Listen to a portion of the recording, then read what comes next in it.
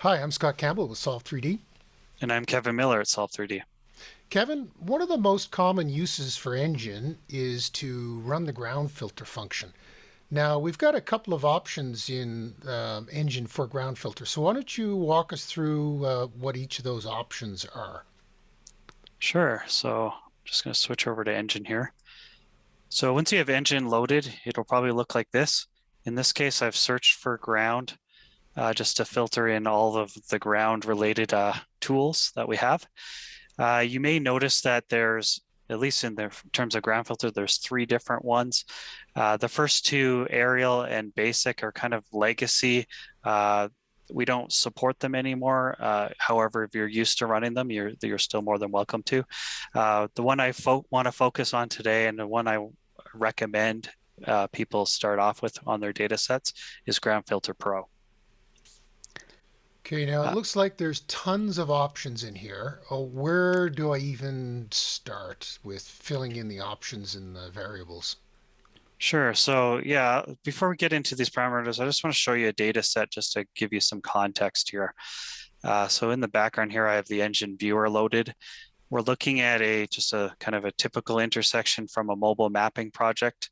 You can see here, if I zoom in, you can see there's some noisy cars on the ground, but colorized data set.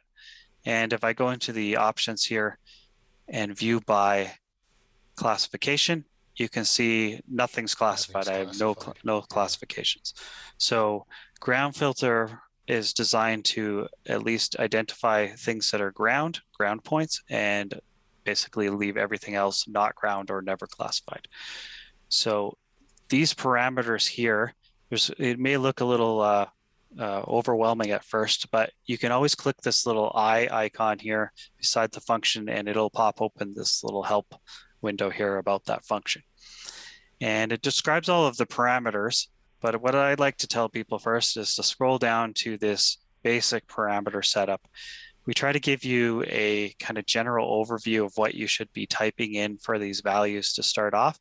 And it really depends on the type of LiDAR that you have, the type of scanner, whether it was a mobile scanner or a terrestrial static scanner or an aerial scanner, kind of based off, these are guidelines on kind of where to start for your parameters. So just So, to just yep, to reiterate that, maybe I've got a mobile scanner. I start with zero point 0.5 as the sample size number, but I could vary it, right? Like I could go to maybe 0.55 or zero point 0.6 to see if I get better results, or for sure. 0.45 or zero point 0.4. That's what you're getting at here, right? That's right. Yeah. Yeah. So as an example for this data set, I know it's a mobile scanner. We'll just start filling in some values based off what we recommend here. So output spacing, this one's not described here. This one is really, as you notice up here, it's talking about output spacing for the final solution. And what we mean by that is when we thin is an optional function here. You see there's some check marks here. I'll go over each of these in a second. But when we thin the data just to create the final results, if you want to produce that file, we'll thin it to whatever you type here. So in a lot of people like to thin to maybe 10 centimeters, so you could put 0.10 in here, for example. These units are in the units that you describe down here. So if your data is in survey feet, for example, make sure you're typing in survey feet numbers, however you want to thin it to, or in my case, I know this is in meters, so I'm going to select meters. Height scale recommended, start around 2 meters. Again, if yours in survey feet, multiply that by whatever it is to get into survey feet. Threshold is 2 times X.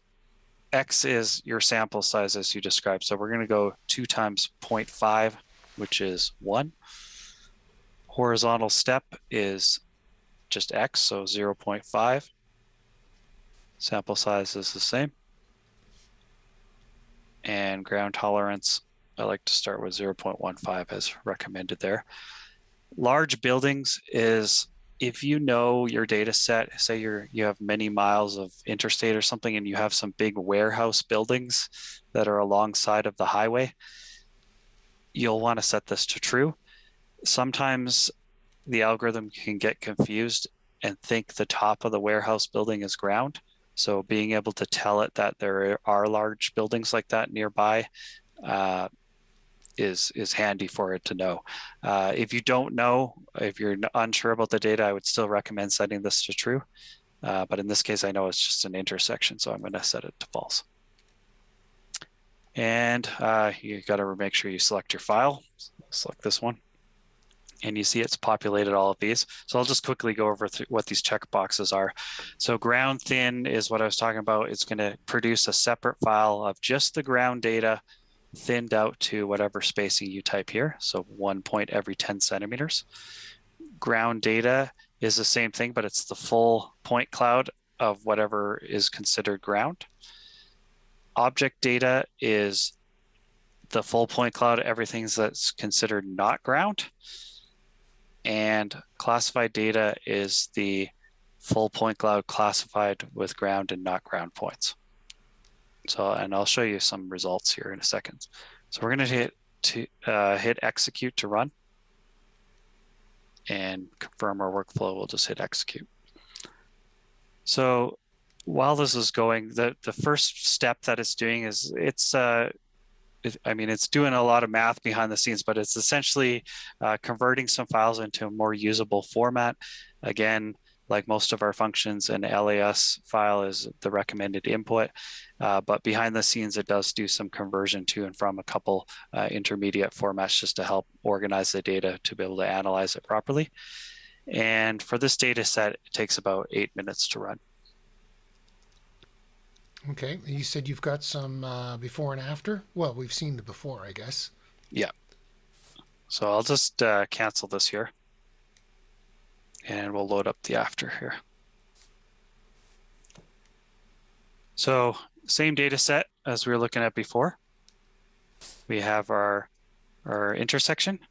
And you can see here on the right-hand side, we have some classifications that are defined. So this file that I'm looking at is the underscore classified one. As you can see here, it's this last file of the classified data.